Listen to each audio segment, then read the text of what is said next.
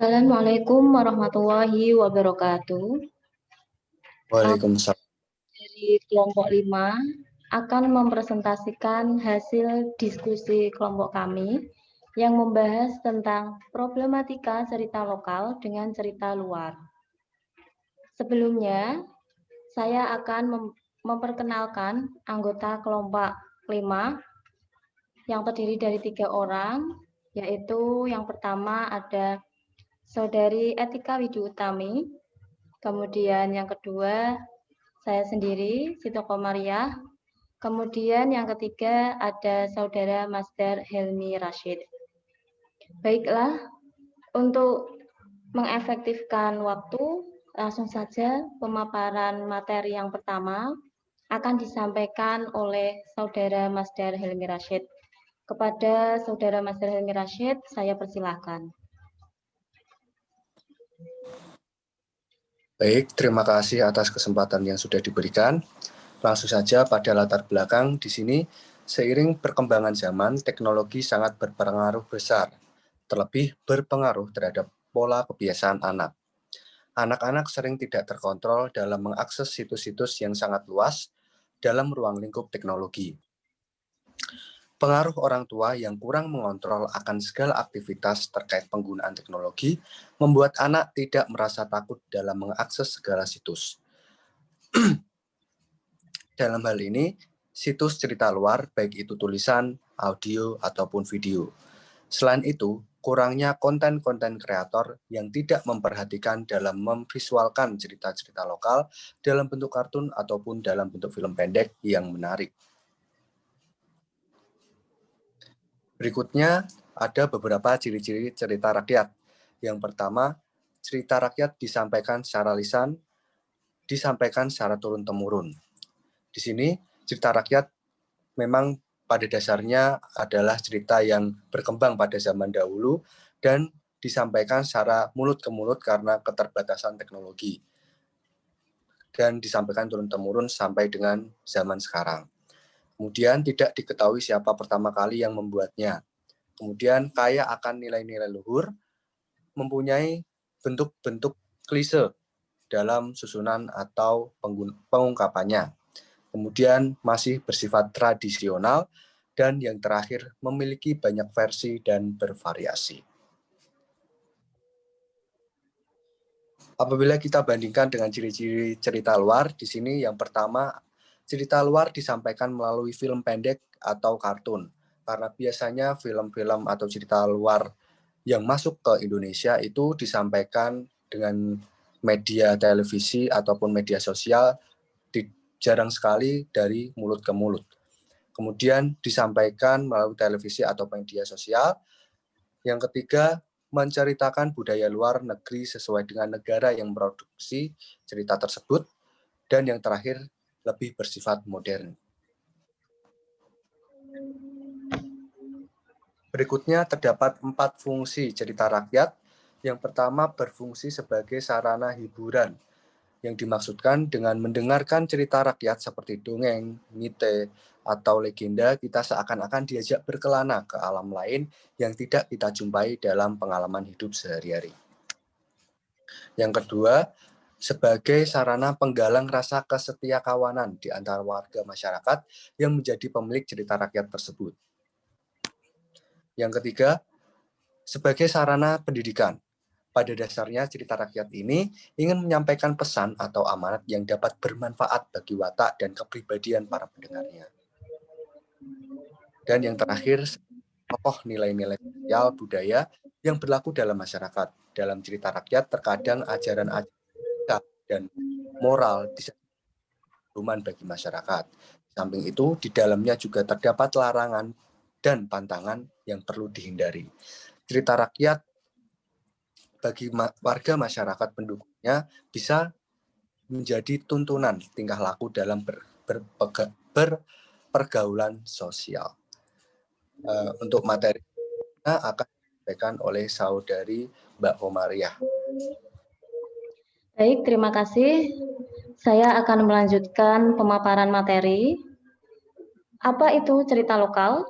Cerita lokal yaitu cerita yang berada di dalam negeri, Salah satu contohnya yaitu cerita rakyat. Cerita rakyat yaitu cerita yang banyak berkembang di masyarakat. Cerita ini biasanya turun-temurun disampaikan dari mulut ke mulut. Namun saat ini cerita rakyat telah banyak dibukukan. Tujuannya agar tidak hilang atau tidak punah. Kemudian di dalam cerita rakyat terdapat macam-macam. Ada 8 macam cerita rakyat. Yang pertama yaitu legenda. Legenda yaitu cerita rakyat yang isinya mengisahkan tentang riwayat terjadinya suatu wilayah atau tempat. Contohnya yaitu legenda Tangkuban Perahu, kemudian legenda Malin Kundang. Yang kedua yaitu ada sage. Sage yaitu cerita rakyat yang didasarkan pada peristiwa sejarah bercampur dengan fantasi rakyat.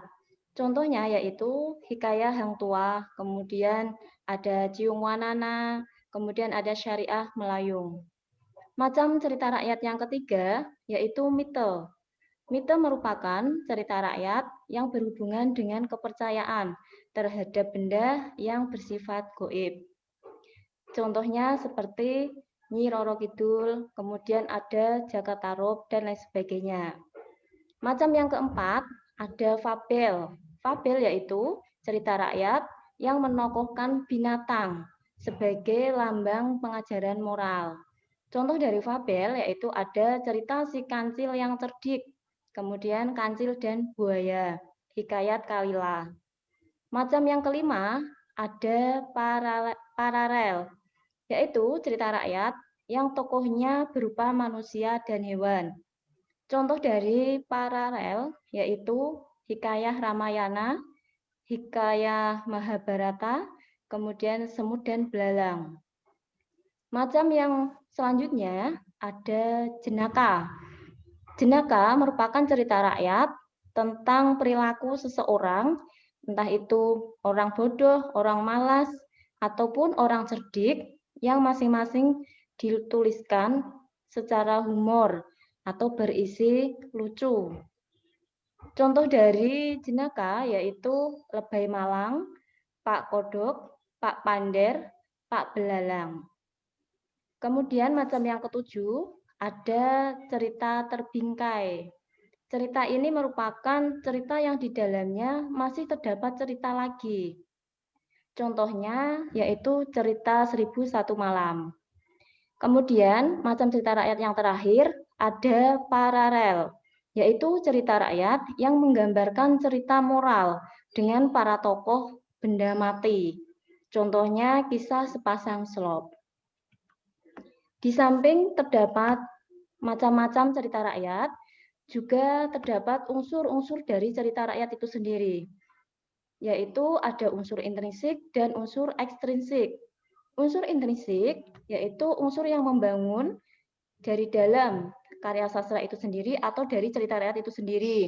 Di antaranya terdapat yang pertama yaitu tema. Tema yaitu berkaitan dengan ide pokok permasalahan dari sebuah cerita. Kemudian yang kedua ada latar. Latar di sini berkaitan dengan waktu, tempat maupun suasana dari cerita rakyat tersebut. Kemudian unsur yang ketiga ada alur atau jalannya peristiwa atau jalannya cerita yang ada dalam cerita rakyat tersebut. Bisa menggunakan alur maju, alur mundur, ataupun alur campuran. Kemudian unsur berikutnya ada sudut pandang. Sudut pandang ini berkaitan dengan kedudukan si pengarang atau si penulis yang ada dalam cerita tersebut. Apakah cerita itu menceritakan dari dirinya sendiri atau menceritakan orang lain. Dan biasanya menggunakan kata ganti. Kemudian unsur berikutnya ada tokoh dan penokohan. Tokoh berarti pelaku atau orang yang ada di dalam cerita rakyat tersebut. Sementara penokohan berarti sifat atau watak atau karakter dari tokoh cerita rakyat tersebut. Kemudian unsur yang terakhir yaitu ada amanat, pesan yang ingin disampaikan oleh penulis ataupun pengarang di dalam cerita rakyat tersebut. Unsur yang kedua yaitu unsur ekstrinsik. Unsur ekstrinsik ini yaitu unsur yang dibangun berada dari luar karya sastra itu sendiri atau dari cerita rakyat itu sendiri. Namun, unsur ini turut menentukan bentuk maupun isi dari karya atau cerita sastra tersebut. Unsur ini meliputi keagamaan, politik, moral, ekonomi, sejarah, sosial budaya, dan lain sebagainya. Selanjutnya, pemaparan akan dilanjutkan oleh Saudari Etika Widi Utami. Untuk Saudari Etika Widi Utami, saya persilahkan. Baik, terima kasih. Saya akan melanjutkan pemaparan materi ini. Problematika cerita rakyat atau lokal dengan cerita luar. Apa saja sih problematikanya? Yang pertama itu peran orang tua. Peran orang tua berkaitan dengan budaya yang mulai luntur. Maksudnya bagaimana? Seperti kita ketahui bahwa orang tua pada zaman dahulu sering melakukan bercerita dengan anaknya sebelum tidur, dan ini sudah mulai luntur dilakukan, sudah mulai jarang dilakukan kepada orang tua. Sehingga ini menjadi masalah yang utama dengan alasan sibuk bekerja atau hal lain.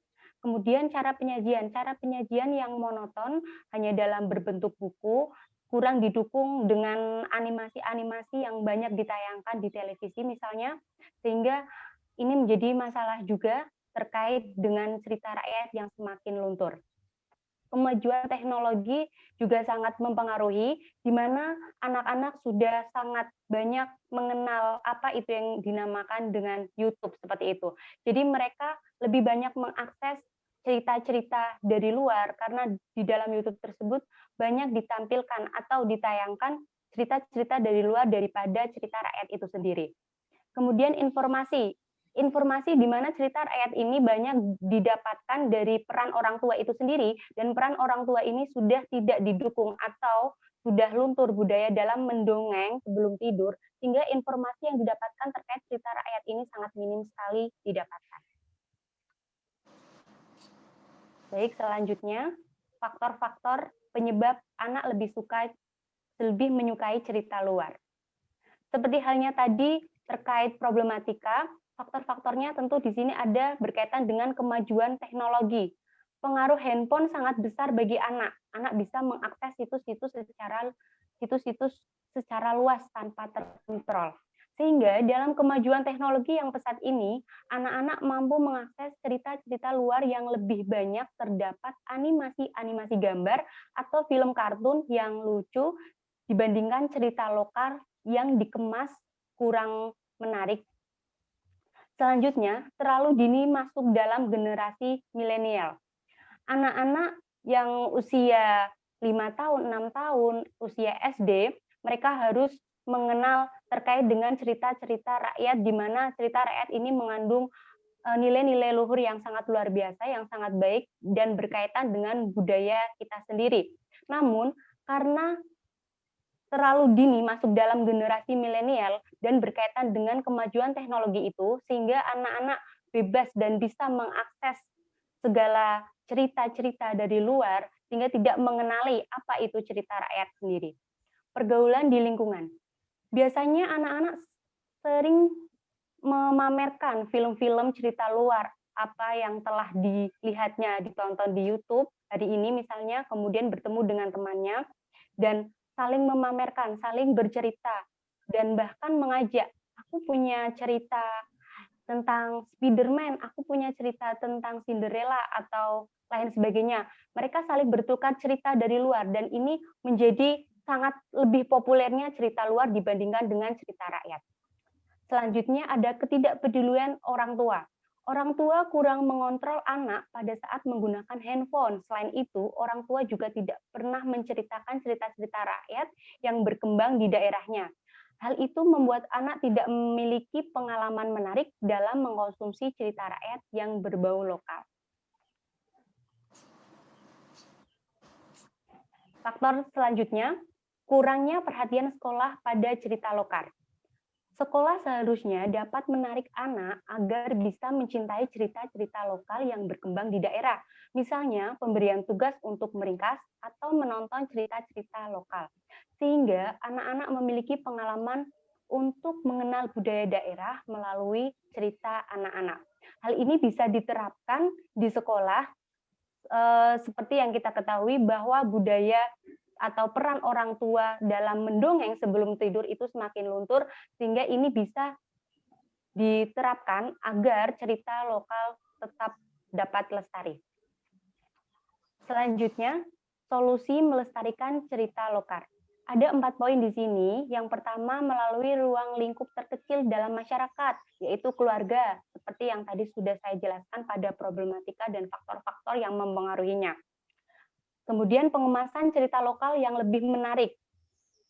Harusnya cerita lokal itu lebih dikembangkan lagi atau melakukan sebuah inovasi, bukan hanya cerita luar yang selalu dikembangkan atau selalu banyak dipublikasikan seperti itu. Kita sebagai generasi muda tentunya harus lebih banyak mempublikasikan, memberikan informasi-informasi terkait bagaimana cerita lokal dan dikemas dengan cara menarik. Misalkan kita bisa melakukan mendongeng secara pribadi, tapi dikemas dengan hal yang menarik dan bisa diupload ke YouTube, nanti bisa di-share atau dibagikan kepada adik-adik agar mengetahui bagaimana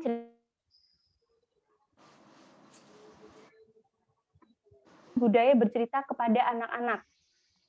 Jangan hanya kita bercerita tentang apa yang sedang fenomenal saja pada saat ini, tapi kita harus menumbuhkan, harus menggali lagi, harus memberi informasi lagi, lebih banyak lagi terkait cerita-cerita lokal yang sebenarnya menarik untuk dikonsumsi dan baik bagi disisipkan pada pembelajaran terkait cerita lokal. Pada pembelajaran bahasa Indonesia ataupun bahasa Jawa bisa disisipi terkait cerita-cerita lokal yang berkaitan dengan materi yang akan diajarkan oleh guru di sekolah. Itu mungkin ada 4 solusi yang dapat kita lakukan dalam melestarikan cerita lokal. Sekian presentasi dari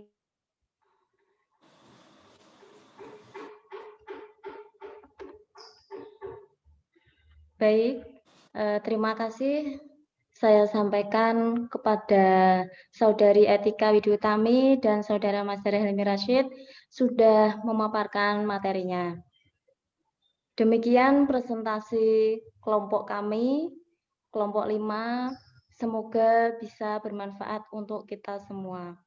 Apabila ada kesalahan ataupun kekurangan, kami mohon maaf. Billahi taufiq wal hidayah. Wassalamualaikum warahmatullahi wabarakatuh. Waalaikumsalam warahmatullahi wabarakatuh.